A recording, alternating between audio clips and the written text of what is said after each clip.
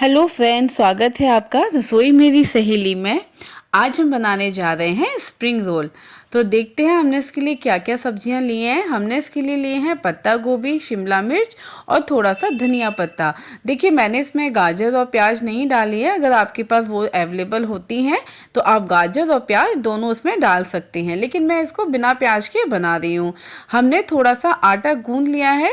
वैसे तो spring roll मैदा के बनाए जाते हैं, लेकिन हमने मैदा और आटा दोनों मिक्स करके गूंदा है और इसमें थोड़ा सा नमक डाला है। साथ में हमने मैदे का थोड़ा सा घोल ले लिया है, जिसमें हमने 1 चम्मच मैदा में 1 चम्मच से थोड़ा ज़्यादा हमने पानी डाल के पतला सा घोल तैयार कर लिया है। और इसके साथ ही हमने मसालों में लिया है नमक, धनिया पाउडर और लाल मिर्च पाउडर। साथ में ही हम डालेंगे ये आपका है मैगी मसाला। जो हम फिलिंग जो भर रहे हैं स्प्रिंग रोल के लिए, इसमें हम लोग मैगी मसाला का यूज़ करेंगे। मैगी मसाला आपको आसानी से अवेलेबल हो जाता है, इससे थोड़ा जो स्वाद बहुत अच्छा आता है। तो चलिए, गैस पे हमने फ्राई पैन चढ़ा दिया है और उसमें हमने 2 चम्मच से कम तेल डाल दिया है। और तेल में हम अपनी जो वेजिटेबल्स हमने काटी हैं इसको हम थोड़ा अच्छे से भून लेते हैं। भूनने का मतलब ये है कि देखिए, हमें इसे ओवर कुक भी नहीं करना है और इसको कच्चा भी नहीं रखना है। बस हमारी वेजिटेबल्स में इतना हो जाए कि इसका जो कच्चापन है वो निकल जाए। तो इसको मीडियम आंच पे आप इसी तरह से चलाते रहिए ताकि हमारा जो सब्जी है वो थोड़ा कुक हो जाए। तो देखिए, मेरे पास जो जो सब्जी अवेलेबल थी मैंने वही डाल दी है। अगर आपके पास गाजर हैं या और भी सब्जियां हो तो आप उसको भी इस्तेमाल कर सकते हैं। चाहे तो आप इसमें पनीर का भी इस्तेमाल कर सकते हैं। तो देखिए, हमारी जो सब्जी है थोड़ी बहुत पक गई है, तो इसमें हमने नमक, लाल मिर्च पाउडर डाल दिया है और साथ में ही हम इसमें डाल देंगे मैगी मसाला। मैगी मसाला अगर आपके पास अवेलेबल रहेगा तो आपको कोई और मसाला डालने की ज़रूरत नहीं है। इसमें आपका फ्लेवर बहुत अच्छा आता है। तो बस आपको इसी तरह से इसको चलाना है और इसके बाद थोड़ा सा देर जैसे ही अच्छे से भुन जाएगा मसाला इसमें, उसके बाद हम अपनी गैस को बंद कर देंगे। तो हमारा मसाला भुन गया है।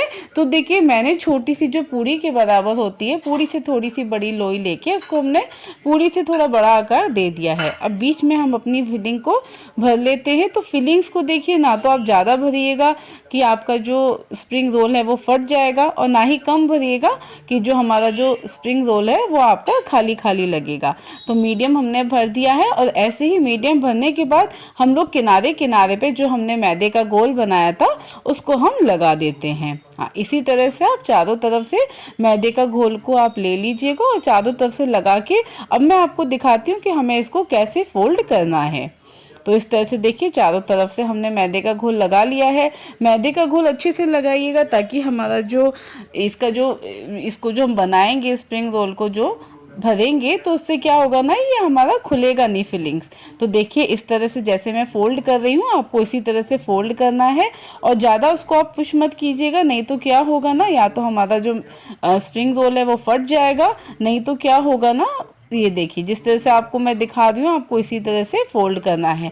हल्के हल्के हाथों से ही इसको पुश कीजिएगा और थोड़ा सा मैदे का जो घोल लगाएंगे वो ऐसे लगा लीजिएगा कि वो आराम से उसमें लग सके। देखिए, मैं आपको दिखा रही हूँ, इस तरह से आपको ये स्प्रिंग रोल का शेप आपको बनाना है। तो चलिए, मैं आपको एक और ऐसी तरह से बना के दिखा देती हूँ।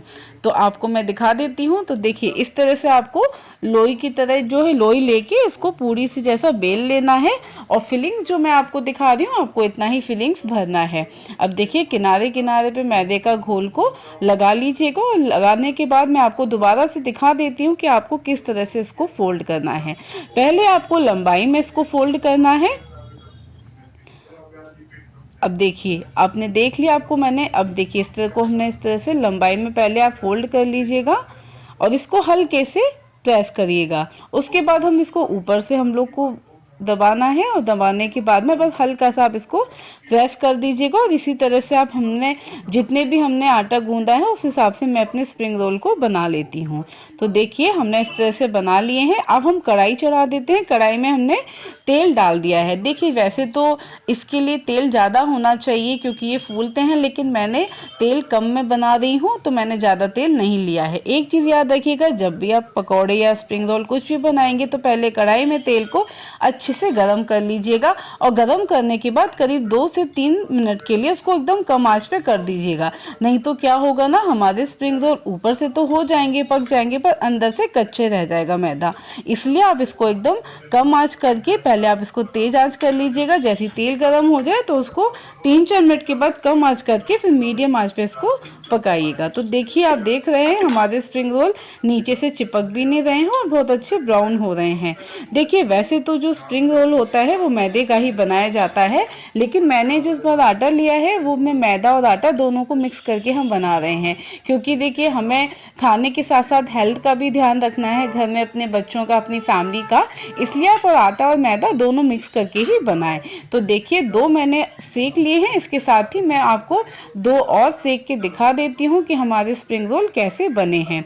तो इसको मीडियम आंच पे ही इसी तरह से आप फ्राई कीजिएगा और फ्राई करके आप दोनों तरफ से सेक लीजिएगा। ये देखिए, आपको दिख रहा है ना कितने बढ़िया हमारे स्प्रिंग रोल बने हैं। तो इसी तरह से आपको स्प्रिंग रोल बनाने हैं। देखिए, जब हम घर में ही कम चीज़ों से घर में ही हम बना सकते हैं तो हम बाहर का चीज़ें क्यों खाएं। देखिए, इससे क्या होता है, हमें थोड़ा पैसे की भी बचत होती है और साथ में हमें घर में पौष्टिक चीज़ें मिलती हैं।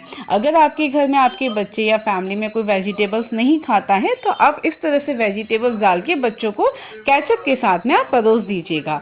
तो देखिए, कितने बढ़िया हमारे स्प्रिंग रोल बने हैं। ये बिल्कुल आपको रेस्टोरेंट से भी अच्छे हैं। अगर आप लोग प्याज नहीं खाना चाहते हैं तो बिना प्याज के भी ऐसे बना सकते हैं। अगर आपको मेरी रेसिपी पसंद आती है तो उसको लाइक कीजिएगा, शेयर कीजिएगा और चैनल को मेरे सब्सक्राइब कीजिएगा। तो चलिए, मिलते हैं हम अपनी अगली रेसिपी में।